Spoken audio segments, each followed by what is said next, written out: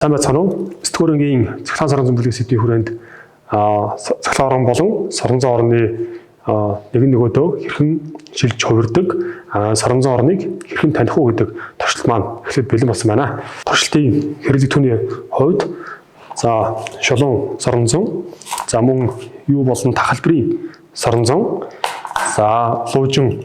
луужингууд ашиглагдана. Мөн солноид буюу нэг төрлийн аромгийг ашиглах нь. Аромгийн хувьд бол энд бол олон аромгтой мөн нэг аромгтой юм аромгуудыг ашиглаж туршилтаа явуулахар бэлэн болсон байна.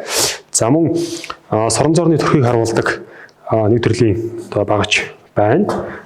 Дээр нь ийм соронзон зүүнүүд жижиг төрлийн ийм соронзон зүүнүүд. Энэхүү жижиг соронзон зүүн дээр бидэд юуг ажиглах вэ гэхээр тогтмол соронзон орны төрхийг харах юм байна. Эхлээд бүгдээрээ шулуун соронзонг энд байрлуулахад тухайн соронзон зүүнүүд маань соронзон орны төрх ямар байдлаар харагдах вэ гэдгийг эндээс харж болно. Харах юм бол зарим хэсгээр хагас дугуйрсан. Ерөөдөө эндээс гарсан хэлбэртэйгээр нөгөө төлөө бас орсон. Эсвэл эндээс гарсан ч юм уу ямарсан тодорхой чиглэлийн дагуу ингэж нумарсан. Ингэж харагдаж байна. Дахиад жоохон хэлгүүд.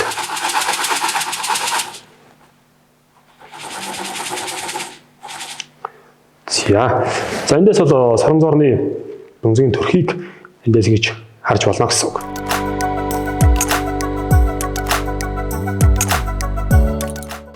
Тэгвэл одоо энэ тогтмол соронзон орны төрх нь гэж харагддаг юм бол цахилгаан орноор яаж илэрхийлж болох вэ? Цахилгаан тэжээл өгөөд тэндээс аромог ашиглаад энэ дээр төмөр үтс болон тэжээл өгөхөд энд түрүүний ажигласан соронзон орон хэрхэн харагдахыг бүдээр ажиглацгаая. Энэхийн тулд тэжээл үсгэж хэрэгтэй. Энд бас төмрийн үтс ашиглаад дээрээ энд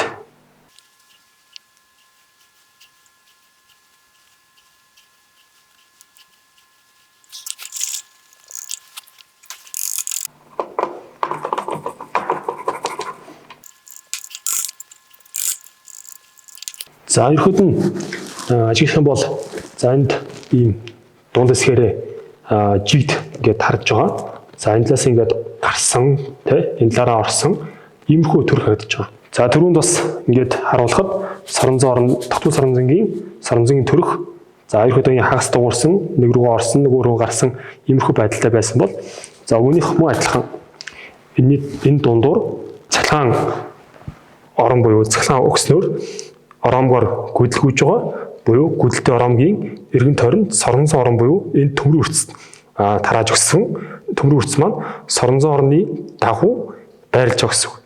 Энд бол нэг анхаарах ёстой зүйл бол заавал төмрийн үрцэс байх хэрэгтэй. Тэгвэл соронзонд татагддаг металл гэдэг утгаараа төмрийн үрцийг ашиглаж өгөх хэрэгтэй.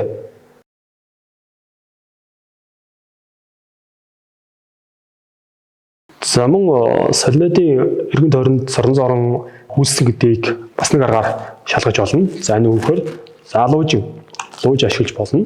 Луужингийн хувьд бол одоогоор цахилгаан тэжээл үсгэгчтэй холбоогүй учраас луужингийн зөв бол яг тогтмол утга буюу тогтмол чиглэлд бол заахгүй харагдаж байна. Үүнд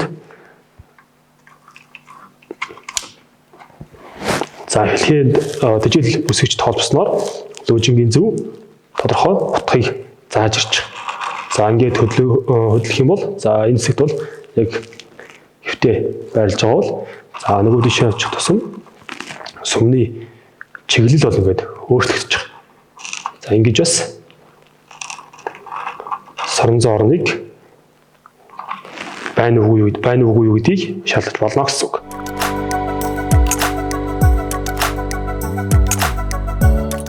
Цахилгаан орон болон соронзон орны дараагийн туршилт бол энэхүү багаж байна. Энд бол хоёр төрлийн аромгтой тэжээл үсгэж өгнө. Энэ голын төмөр бол ерөнхийдөө зүрх хүчийн үргийг гүйцэтгэж байгаа. За зүрх хүч гэдэг нь юу гэхээр энэ дунд үүссэн соронзон оронг энэ төмөр маань соронзон шин чанартай болоод аливаа нэг төмрийг татах чадвартай болж гэсэн үг. За одоо жишээлбэл энэ тэжээл үүсгэж холбоогүй учраас энд бол маань одоо соронзлогдохгүй байгаа гэсэн үг. Тэ? Соронзлогдохгүй байгаа гэсэн үг. За энэ тэжээл үүсгэж холбосноор соронзлогдох чадвар буюу соронзоор үүснээр зүрх хүч төмөр маань соронзон шин чанартай болчих. За энд за ингээд татагдчих гэсэн үг. За энд бол тодорхой хүчлийг өөрчлөх байдлаар энэ соронзон оронд ямар хэмжээний хэрэг хэмжээний хүч байна уу гэдгийг тодорхойлж болж байгаа. За энийг яаж тодорхойлох вэ гэхээр за одоогийн байдлаар бол тэжээл үсчээс 0.8 вольтын тэжээл үсч хүчлэг өгсөн. За 1 вольт болгоё. За ийм тохиолдолд 1 вольт байхад энд ачаа зүхэд хэдэн грамм ачааг дааж чадж байна гэдгээр нь тодорхойлж болж байгаа. За эндээс нэгэт ачаа ашиглаад ачаагийн нэмэх байдлаар тухайн соронзон хүчийг нь хэмжиж болно гэсэн үг. За эхний удаад бол 40 г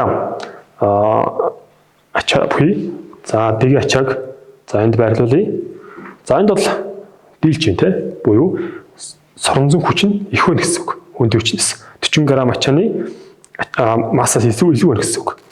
За дараа нь 60 г болгоч.